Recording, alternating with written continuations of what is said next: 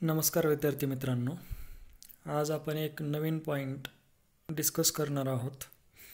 विपणनामध्ये एक सर्वात महत्त्वाचं कार्य जे आपण लास्ट 2-4 व्हिडिओजमध्ये पाहिलेलं आहे की विपणन संदेशवहन किंवा संप्रेषण किंवा त्याला संज्ञापन आपण म्हणतो।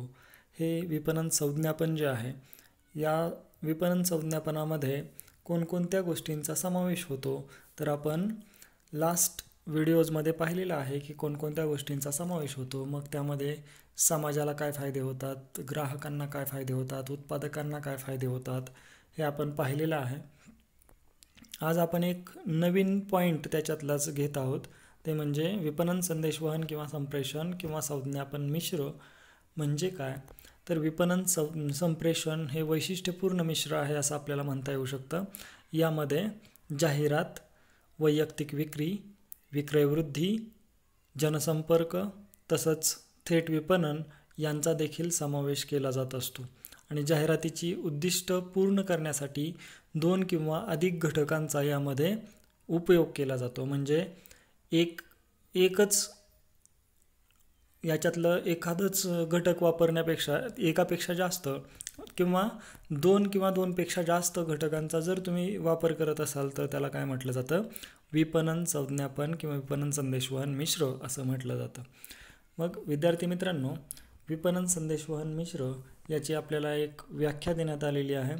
ती व्याख्या अशी आहे की विपणन संप्रेषण मिश्र या संकल्पनेत आपल्याला विपणन संप्रेषणाचे नियोजन केले जाते। त्यामुळे संप्रेषणाच्या विपणनासाठी वापरल्या जाणाऱ्या वेगवेगळ्या मार्गांचा एकत्रितपणे मिश्र स्वरूपात उपयोग केला जातो, ज्यामुळे संप्रेषण मूल्यांमध्ये वाढ होते व संप्रेषणात अधिक स्पष्टता, सातत्य, परिणामकारकता निर्माण होते। त्यामुळे संप्रेषणाची उद्दिष्टे पूर्ण होण्यास मदत होते। म्हणजेच विद्यार्थी मित्रांनो, विपणन संप्रेषण या संकल्पनेमध्ये कशाचा समावेश होतो, तर कम्युनिकेशनचं प्लॅनिंग कसं केलं जातं याचा समावेश होतो। आणि त्यामुळं संप्रेषणाच्या विपणनासाठी वापरले जाणारे वेगवेगळे मार्ग आहेत, त्या वेगवेगळ्या मार्गांचा एकत्रितपणे मिश्र स्वरूपात ते काय करत असतात, व्यवसाय संस्था उपयोग करत असतात। आणि यामुळे संप्रेषण मूल्यांमध्ये काय होत असते, वाढ होत असते। आणि या संप्रेषण मूल्यांमध्ये वाढ झाल्यामुळे आपल्याला संप्रेषणाच्या दृष्टिकोनातून अधिक त्याच्यामध्ये स्पष्टता आणता येऊ शकते। म्हणजे विपणनामध्ये आपल्याला स्पष्टता आणता येऊ शकते। त्याचबरोबर या विपणनामध्ये आपल्याला सातत्य ठेवता येऊ शकतं। आणि विपणन करत असताना सातत्याला खूप महत्त्व आहे की ज्यावेळी आपण एखाद्या व्यवसाय संस्थेची एखादी वस्तू असेल, उत्पादन असेल, ते जर आपण विकण्याचा विचार करत असेल तर ती वस्तू विकत असताना आपल्याला स्पष्टता ठेवणं गरजेचं आहे, त्यामध्ये सातत्य ठेवणं गरजेचं आहे। त्याचबरोबर त्या जाहिरातींची किंवा इतर काही गोष्टींची विक्रयवृद्धी करण्याची, जनसंपर्काची परिणामकारकता काय होते याचा देखील आपल्याला विचार करावा लागतो। आता या सर्वांमुळे काय होतं, तर या सर्वांमुळे विपणनाची जी काही उद्दिष्ट आहेत, एखाद्या व्यवसाय संस्थेनं जी काही उद्दिष्ट ठेवलेली आहेत, ती उद्दिष्ट पूर्ण होण्यासाठी मदत होत असते। म्हणजे एखादी व्यवसाय संस्था एखाद्या व्यवसाय संस्थेच्या जी काही उद्दिष्ट ठरवलेली असतील, ती उद्दिष्ट कशा पद्धतीनं पूर्ण केली जातात याचा देखील आपल्याला विचार करणं गरजेचं आहे। आणि या सर्वांचा समावेश हा कशामध्ये होतो, विपणन संदेशवहन मिश्र या एका संकल्पनेमध्ये होतो। त्याच्यानंतर आणखी एक व्याख्या आपल्याला देण्यात आलेली आहे। या व्याख्येमध्ये असं सांगण्यात आलेलं आहे, पहा, ज्या कंपन्या वस्तू किंवा सेवांची विक्री करतात त्या विपणन संप्रेषण किंवा संप्रेषणाच्या काही किंवा सर्व घटकांचा एकत्रित उपयोग करून विपणनाची व्यूहरचना तयार करतात, त्याला विपणन संप्रेषण मिश्र असं संबोधलं जातं। आणि त्या विपणन संप्रेषणाच्या घटकांमध्ये कशाचा समावेश होतो याच्यामध्ये दिलेला आहे, जाहिरात, वैयक्तिक विक्री, विक्रयवृद्धी, जनसंपर्क आणि थेट विपणनाचा समावेश होतो। बहुतेक सर्व राष्ट्रीय ब्रँड किंवा त्यालाच बोधचिन्हांकित कंपन्या असं म्हटलं जातं, या मिश्रच्या सर्व घटकांचा उपयोग करतात आणि प्रत्येक घटकाचे प्रमाण हे त्या उत्पादनाच्या किंवा सेवेच्या गरजेनुसार ठरवले जाते। म्हणजे विद्यार्थी मित्रांनो, ज्यावेळी तुम्ही एखाद्या व्यवसाय संस्थेचा किंवा कंपनीचा विचार करता, त्या कंपनीची वस्तू किंवा सेवा असेल, ते वस्तू किंवा सेवा जर तुम्हाला विक्री करायची असेल तर त्या विक्रीच्या दृष्टिकोनातून विचार केला तर विपणन संप्रेषणाच्या काही किंवा सर्व घटकांचा, मग त्याच्यामध्ये कोणाकोणाचा समावेश होतो किंवा कशाचा समावेश होतो, तर जाहिरात असेल, वैयक्तिक विक्री असेल, विक्रयवृद्धी असेल, त्याचबरोबर जनसंपर्क असेल आणि थेट विपणन, या सर्व घटकांचा समावेश होत असतो. की आता याच्यामध्येच पुढे काय दिलेलं आहे, काही किंवा सर्व घटकांचा एकत्रित उपयोग करून विपणनाची व्यूहरचना तयार करतात. त्याला विपणन संप्रेषण मिश्र असे संबोधले जाते. म्हणजे ज्या व्यवसाय संस्था असतात त्या सर्वच घटकांचा वापर करतात किंवा काही घटकांचा वापर करतात. त्या सर्व घटकांचा किंवा काही घटकांचा वापर करून जी विपणनाची व्यूहरचना म्हणजे मार्केटिंग स्ट्रॅटेजीज तयार केल्या जातात. या मार्केटिंग स्ट्रॅटेजीज तयार करत असताना या मार्केटिंग कम्युनिकेशन मिक्सचा वापर केलेला आहे असं आपल्याला म्हणता येऊ शकतं. त्या विपणन संप्रेषणाच्या घटकांमध्ये कशाचा समावेश होतो आपण वरती पाहिलेलंच आहे. त्यामध्ये जाहिरात असेल, वैयक्तिक विक्री असेल, विक्रयवृद्धी असेल, जनसंपर्क असेल, थेट विपणनाचा समावेश असेल, यांचा देखील आपणाला यामध्ये समावेश करावा लागतो. तसंच ज्या काही मोठ्या कंपन्या आहेत म्हणजेच बहुराष्ट्रीय कंपन्या आहेत, त्या जे विपणन संदेशवहन मिश्र आहे याच्यामध्ये जवळजवळ सर्व घटकांचा वापर करतात असं आपल्याला म्हटलेलं आहे आणि प्रत्येक घटकाचे प्रमाण हे त्या उत्पादनाच्या किंवा सेवेच्या गरजेनुसार ठरवले जाते. या दृष्टिकोनातून आपल्याला विचार करणं गरजेचं आहे की मार्केटिंग कम्युनिकेशन मिक्स हे कशाशी संदर्भात आहे. आपल्याला या व्याख्यानावरून आपल्याला हे लक्षात आलेलं असेलच की मार्केटिंग कम्युनिकेशन मिक्स हे काय आहे, त्याच्यामध्ये कोणकोणत्या घटकांचा समावेश होतो, या सर्व घटकांना आपल्याला विचार करणं गरजेचं आहे. आपण पुढच्या पॉईंटकडे जातोय ते म्हणजे विपणन संदेश वहन मिश्रचे जे काही घटक आहेत त्या घटकांचा आपण थोडक्यात अभ्यास करणार आहोत. यामध्ये पहिला आहे ते म्हणजे जाहिरात, दुसरं आहे ते म्हणजे वैयक्तिक विक्री, तिसरं आहे विक्रयवृद्धी आणि चौथं आहे जनसंपर्क. विद्यार्थी मित्रांनो, ज्यावेळी विपणनामध्ये आपण पहिल्या पॉईंटकडे जातोय ते म्हणजे जाहिरात. ज्यावेळी विपणनामध्ये विपणन पद्धती जरी खर्चाच्या दृष्टीनं जरी आपण खूप कमी खर्चात किंवा परिणामकारक बनवली तरी जाहिरात हा घटक एका खर्चाच्या तुलनेत अत्यंत खर्चिक असा विपणन संप्रेषण मिश्रचा एक घटक आहे असं आपल्याला म्हणता येऊ शकतं. जाहिरात हे मोठ्या संख्यांच्या जनमतावर किंवा जे लोक असतात त्यांच्यावर प्रभाव टाकणारं एक माध्यम आहे असं आपल्याला म्हणता येऊ शकतं. कारण तुम्ही टी व्हीवरती जाहिराती पाहत असता, त्याचा परिणाम हा ग्राहकाला त्या वस्तूची माहिती होत असते आणि ती माहिती झाल्यानंतर तो ग्राहक काय करत असतो, ती वस्तू खरेदी करण्यासाठी बाजारपेठेमध्ये जात असतो. म्हणजेच काय, जाहिरात हे एक जनमताच्या किंवा लोकसंख्या जी आहे, लोक जे आहे त्यांच्या मतावर परिणाम करण्याचा प्रभाव टाकण्याचं एक माध्यम आहे असं आपण म्हणू शकतो. जे मोठ्या जनसंख्येपर्यंत विविध प्रकारच्या प्रक्षेपकांपर्यंत पोहोचते. त्याचबरोबर प्रत्येक व्यक्तीच्या पाठीमागे जर त्याचा खर्च काढला तर तो अत्यंत कमी येतो. त्यामुळं हे एक कमी खर्चिक माध्यम आहे असं आपल्याला म्हणता येऊ शकतं. विद्यार्थी मित्रांनो, तुम्ही FYBCOMमध्ये जाहिरात आणि जाहिरातीची माध्यमं कोणकोणती आहेत हे तुम्ही शिकलेलं आहातच.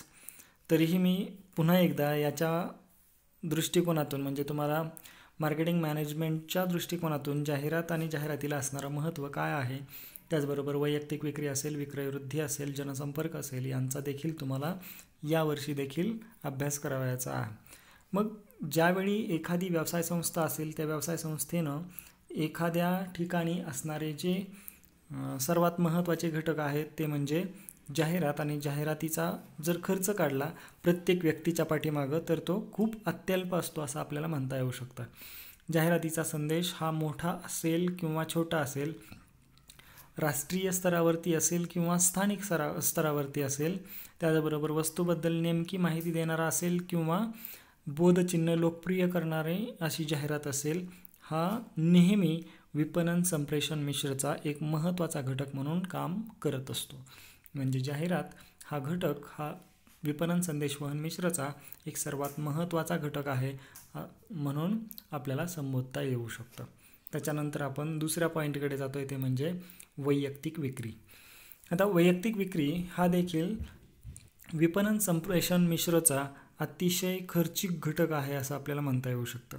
आता काही वस्तू किंवा उत्पादनं असतील किंवा सेवा असतील यांच्या बाबतीत जर आपण विचार केला तर विपणन संप्रेषण मिश्रमध्ये यांचा वापर करणे शक्य होऊ शकत नाही, म्हणजेच ते अशक्य असू शकतं.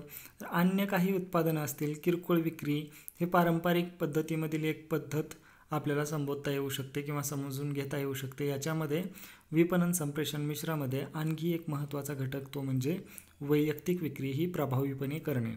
आता मोटार कारची विक्री करणारे हे काय करत असतात, हे उच्च स्वरूपाच्या वैयक्तिक विक्रेत्याचं एक सर्वात चांगलं उदाहरण आहे असं आपल्याला म्हणता येऊ शकतं. म्हणजे एखाद्या व्यवसाय संस्थेमध्ये एखादी वस्तू जर तुम्ही एखाद्या कस्टमरला डायरेक्टली विकत असाल तर त्याला आपण काय म्हणू शकतो, वैयक्तिक विक्री असं म्हणू शकतो. तुम्ही एखाद्या शोरूममध्ये गेल्यानंतर तुम्हाला लगेच तिथं विचारलं जातं की तुम्हाला नेमकं काय खरेदी करायचं आहे आणि लगेच त्याच्या संदर्भात म्हणजे समजा तुम्हाला एखादी 2 व्हीलर खरेदी करायची असेल किंवा 4 व्हीलर खरेदी करायची असेल तर तुम्ही काय करत असता, त्या एखाद्या व्यवसाय संस्थेमध्ये किंवा त्या शोरूममध्ये गेल्यानंतर तुम्हाला ती वस्तू लगेच तिथला विक्रेता काय करत असतो, दाखवत असतो, तिथला एजंट दाखवत असतो किंवा तिथले सेल्समन असतील ते येऊन तुम्हाला दाखवत असतात. म्हणजेच मोटार कारची विक्री असेल किंवा इतर कोणत्या काही गोष्टी असतील ज्या शोरूममध्ये तुमच्या प्रदर्शन करण्यासाठी ठेवलेल्या असतील तर त्या वस्तूंचा तुम्हाला सहज काय करता येऊ शकतो, तुम्हाला सहजरित्या त्या वस्तू पाहता येऊ शकतात आणि त्यांची विक्री किंवा तुम्हाला खरेदी करता येऊ शकते. नाविन्यपूर्ण असतील किंवा वेगवेगळ्या प्रकारच्या वस्तू किंवा सेवा असतील यांच्याकरता वैयक्तिक विक्रेते नेमले जातात आणि घराघरापर्यंत पोहोचणारे विक्रेते हे चांगलं काम करत असतात. परंतु जो व्यवसाय आवर्ती स्वरूपाचा आहे किंवा पुन्हा पुन्हा ती वस्तू किंवा सेवा खरेदी करावी लागते, त्या सर्व ठिकाणी आपल्याला काय करता येऊ शकतं, वेगवेगळ्या व्यक्तींची नेमणूक एखाद्या ठिकाणी करता येऊ शकते आणि ते काय करत असतात, पर्सनल सेलिंगचं काम करत असतात. याचा देखील आपल्याला विचार करणं गरजेचं आहे. त्याचबरोबर आपण तिसऱ्या पॉईंटकडे जातो आहे, ते म्हणजे विक्रय वृद्धी. आता विद्यार्थी मित्रांनो, एखादी व्यवसाय संस्था असेल तर त्या व्यवसाय संस्थेमध्ये असणारे जे काही घटक आहेत त्या घटकांमध्ये आपल्याला जर विक्रय वृद्धी घडवून आणायची असेल तर आपल्याला काय करावं लागेल, त्या ग्राहकांना प्रोत्साहन द्यावं लागेल आणि त्या ग्राहकांना जर प्रोत्साहन देणं गरजेचं असेल तर त्याच्यामध्ये ग्राहकांना त्या वस्तूच्या संदर्भात मोठ्या प्रमाणात माहिती देणं, त्या वस्तूच्याकडे आपल्याला वेगवेगळे समजा एखाद्या वस्तूवरती एखादी स्कीम दिल्यानंतर तो ग्राहक कशा पद्धतीनं आपल्या वस्तूकडे अट्रॅक्ट होऊ शकतो, आकर्षित होऊ शकतो, याचा देखील आपल्याला विचार करणं गरजेचं आहे आणि याच्या माध्यमातून आपल्याला विक्रयवृद्धी सहजरित्या करता येणं शक्य होऊ शकतं. आता यामध्ये आपण विक्रयवृद्धीचा जेव्हा विचार करतो त्यावेळेस या विक्रयवृद्धीमध्ये आपल्याला नमुने किंवा त्याला आपण सॅम्पल असं म्हणतो हे देखील आपल्याला देता येऊ शकतात. याचा देखील आपल्याला विचार करता येऊ शकतो. म्हणजे एखादी व्यवसाय संस्था असेल ती एखादी व्यवसाय संस्था एखाद्या वस्तूचे सॅम्पल्स ग्राहकांना उपलब्ध करून देतात आणि त्या वस्तू नंतरच्या वेळी खरेदी करण्यासाठी भाग पडतात किंवा त्याबरोबरच आपल्याला एखादी वस्तू कशा पद्धतीनं वापरायची याची टेस्ट आपल्याला दिली जाते. त्याचबरोबर एखादी वस्तू फ्री सॅम्पल म्हणून वाटली जात असते. त्याचबरोबर एखादी वस्तू कशा पद्धतीनं वापरायची याचे डेमॉन्स्ट्रेशन तुम्हाला दाखवलं जाऊ शकतं. याचा देखील आपल्याला विचार करणं गरजेचं आहे. मोफत मिळणारे सॅम्पल असेल, एका खरेदीवर 2 सॅम्पल्स असतील, प्रथम मोफत सॅम्पल, असे विविध लोकप्रिय प्रकार याच्यामध्ये आपल्याला समाविष्ट करता येऊ शकतात. याचा देखील आपल्याला विचार करावा लागेल. आणि शेवटचा पॉईंट आपल्याला दिलेला आहे तो म्हणजे जनसंपर्क. विद्यार्थी मित्रांनो, याच्यामध्ये ज्यावेळेस एखादी कंपनी असेल किंवा व्यवसाय वाढीस लागत असतो त्यावेळेस त्या व्यवसायामध्ये जास्तीत जास्त आपल्याला जनसंपर्क करण्याची पडत असते, गरज भासत असते. आता ज्यावेळी एखादी व्यवसाय संस्था असेल त्या व्यवसाय संस्थेमध्ये आपल्याला लोकांपर्यंत म्हणजे ग्राहकांपर्यंत पोहोचायचं आहे तर आपल्याला जनसंपर्काची माध्यमं कोणकोणती आहेत याचा देखील वापर करता येऊ शकतो किंवा करावा लागतो. आता विपणन संप्रेषण मिश्रमध्ये हा एक सर्वात महत्त्वाचा घटक आहे. तुम्हाला सर्वांना माहीत असेल की काही कंपन्या म्हणजे बऱ्यापैकी मोठमोठ्या कंपन्या काय करत असतात, पब्लिक रिलेशन डिपार्टमेंट काय करत असतात, तयार करत असतात. आणि त्याच्यामध्ये आपल्याला ज्यावेळी एखाद्या व्यवसाय संस्थेमध्ये एखादी वस्तू विकली जाते त्यावेळेस त्या वस्तूच्या माध्यमातून आपल्याला काय मिळत असतो, नफा मिळत असतो. आणि त्या नफा कशामुळे मिळत असतो, तर आपल्याला तो एखादा ग्राहक आहे तो आपल्याला काय करायचा असतो, ते एखादं प्रोडक्ट खरेदी करत असेल तर ते प्रोडक्ट त्यानं वारंवार खरेदी केलं पाहिजे या दृष्टिकोनातून आपल्याला विचार करावा लागतो. आता दुसऱ्या दृष्टिकोनातून काय आहे, तर चांगला जनसंपर्क असेल तर चांगल्या जनसंपर्कातून सामाजिकदृष्ट्या काय असणं गरजेचं आहे, जागरूक असणाऱ्या गोष्टी असतील आणि समाजावर आधारित कार्यक्रम जर तुम्ही हाती घेत असाल तर तुम्हाला त्यातून जास्तीत जास्त फायदा मिळवता येऊ शकतो, याचा देखील आपल्याला विचार करता येईल. म्हणजे विद्यार्थी मित्रांनो, ज्यावेळी आपण एखादी व्यवसाय संस्था असेल त्या व्यवसाय संस्थेचा विचार केला तर त्या व्यवसाय संस्थेमध्ये आपल्याला या सर्व घटकांचा विचार करता येऊ शकतो. मोठमोठ्या व्यवसाय संस्था असतील त्या व्यवसाय संस्था चालविण्यासाठी आपल्याला जनसंपर्काची आवश्यकता भासत असते आणि या सर्व घटकांचा आपण विपणनासाठी वापर करत असतो.